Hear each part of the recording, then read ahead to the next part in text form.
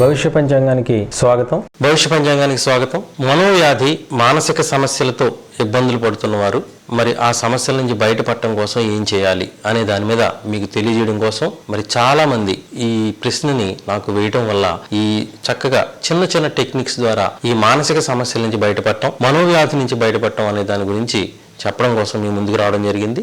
మరి ఇటువంటి ఎన్నో విషయాల్ని మీకు తెలియజేయడం కోసం మా యొక్క యూట్యూబ్ ఛానల్ భవిష్య పంచాంగాన్ని సబ్స్క్రైబ్ చేసుకోండి. ఇకపోతే ఈ మనోవ్యాధి మానసిక సమస్య, మనస్సుకి అధిపతి చంద్రుడు. మరి చంద్రుడి యొక్క అనుగ్రహం మనకు ఉన్నట్టయితే ఖచ్చితంగా ఈ మానసిక సమస్యల నుంచి బయటపడవచ్చు. మీరు హిస్టీరియా పేషెంట్స్ సాధారణంగా ఈ పౌర్ణమి అమావాస్య రోజుల్లోనే ఎక్కువగా ఈ యొక్క మానసిక రుగ్మతలకు గురవుతూ ఉంటారు. అలాగే ఈ బీపీ బ్లడ్ ప్రెషర్ కూడా మరి సోమవారం నాడు పౌర్ణమి అమావాస్యల్లో ఎక్కువగా ఉన్నట్టుగా మనకు రికార్డులు తెలియజేస్తున్నాయి.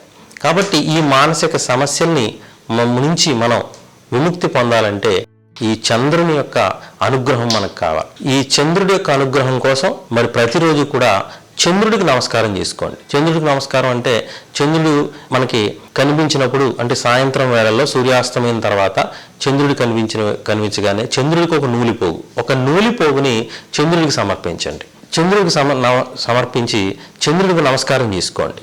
ఈ విధంగా శుద్ధ పాడ్యం నుంచి అంటే శుద్ధ పాడ్యంలో మనకి చంద్రుడు కనిపించకపోయినా చంద్రుడు కనిపిస్తున్నాడు అనుకుని ఆ చంద్రుడు ఉదయించేటువంటి దిక్కుకు తిరిగి నమస్కారం చేసుకోండి. ఇక శుద్ధ విధియ లేదా తదియ రోజుల్లో ఖచ్చితంగా చంద్రుడికి ఒక నూలుపోగును సమర్పించండి.